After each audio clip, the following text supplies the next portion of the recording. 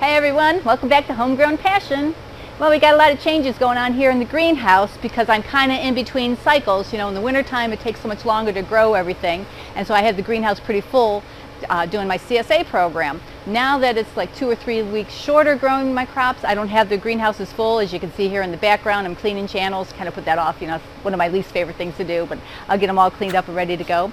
And I'm going to start planting up for my market. So I have to start planting in April to be ready for the first market in the beginning of June. So that's an exciting time. I kind of like the transition here, you know, with the days being longer, things grow better. As you can see, my flowers are doing really well here. So I'm going to get those in some pots in another couple weeks.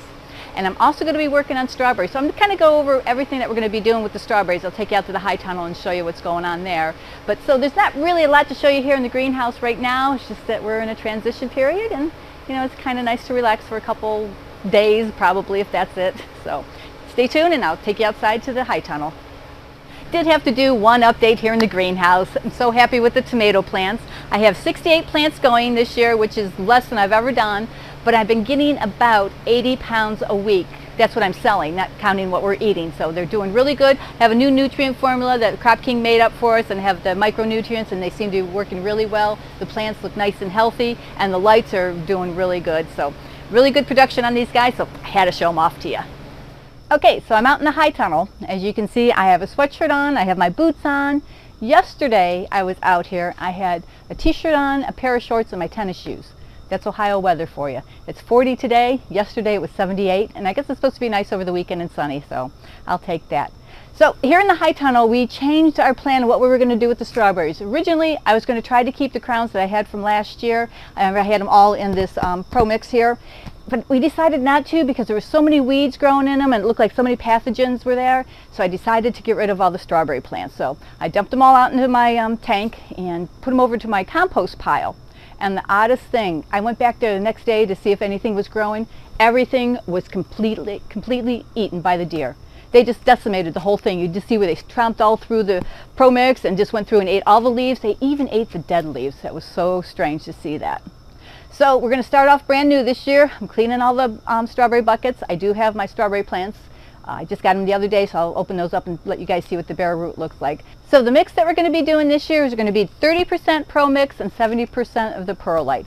I think it'll be enough to keep the roots nice and tight and wet, but not too wet, because you know strawberries don't like wet feet. So we've got to figure out a way to use my feed trough and get this all mixed up the correct way so we can fill up the bucket. So that's going to be my project this next week, and then get everybody planted, because it is staying nice and warm here in the high tunnel. Even though we've had some freezing weather, it's still above freezing in here, so we'll get a nice early jump on the season.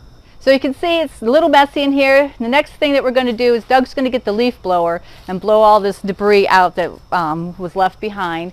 Then he's going to bring the power washer out and get the polycarbonate cleaned up and the sides cleaned up, because I got some algae growing on them, and just get everything nice and fresh and ready to go. And then after that, he has to put the dosatron system back up so we can get nutrients right away to our strawberry plants once they get back into the buckets on the rails here. So once I emptied out all these buckets, I laid them out in the grass here, and a big windstorm came up and blew them all over the place. But before that happened, I was able to get a nice bleach solution on them and get them cleaned up. But I want to get one final dunk on them in a nice easy bleach solution right back there, and make sure there's no bugs, anything, any nests or anything hiding underneath here. So just get them all cleaned up, because it's a lot easier to start off with clean buckets than to go back and try to clean them once you get them filled up.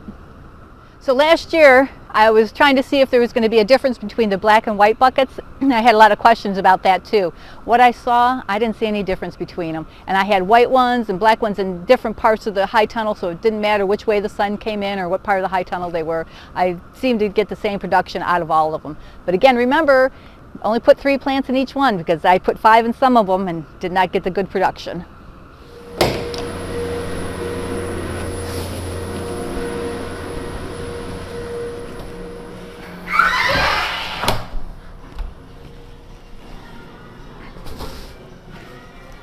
So here's my 1,000 strawberry plants from Johnny Seeds. They were $290, and since it was over their $200 threshold, the shipping was free. So I'm going to go ahead and open these up and see what they look like.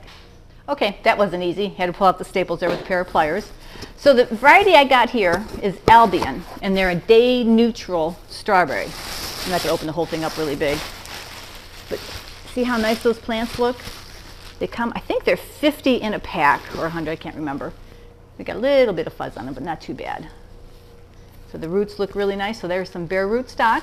So I'll get these guys separated and out in the buckets this weekend. So what a day neutral means is that these produce all year long. As long as they're growing, they're going to be producing strawberries. They do really good in June, May and June, then they slow down in August and July, and then they pick up again in September. And last year I was able to keep these guys going all the way through the end of November because we didn't get a heavy frost until then. And I tell you that in the ones in the fall, they are so much sweeter, and I think I told that before in some of the other videos, that with the sugars, it makes a big difference when you have the warm days and the cool nights. So here's my strawberries ready to go in the buckets for me. So last year, when I had the strawberries in here, I wasn't really good about keeping the runners trimmed up. So a lot of the runners went over the sides of the buckets and ended up touching the ground. Well, quite a few of those runners, because I kept the plants in here all winter, were still attached to the mother plant, and they rooted as they were down there in our ground cover. They actually got their roots through there, and they're surviving. There's quite a few of them throughout the high tunnel here. So Doug had this great idea this year, so we can multiply the number of plants that we have, is do some kind of trough system a little bit lower than where the buckets are, and put growing medium in there and put the runners in there and get them rooted, and we'll have a lot more plants. Well, I hope you guys liked today's video. Doug and I like to show you everything that's going on with respect to the greenhouse and the high tunnel. I know a lot of YouTubers show you the great everything growing beautifully, there's no mess, you know, it looks like it doesn't take any work to get these, you know, this beautiful crop. Well, to be honest, it takes a lot of work, it takes a lot of time, learning and gathering knowledge and how to do all this stuff, and that's what we're trying to show you. So as you can see, you know, it doesn't look so beautiful in here, but that's reality. So I wanted you guys to know that this type of work does take time, it takes hours, and it takes commitments, and if you're dedicated to it and it's your passion, you can really make a greenhouse grow.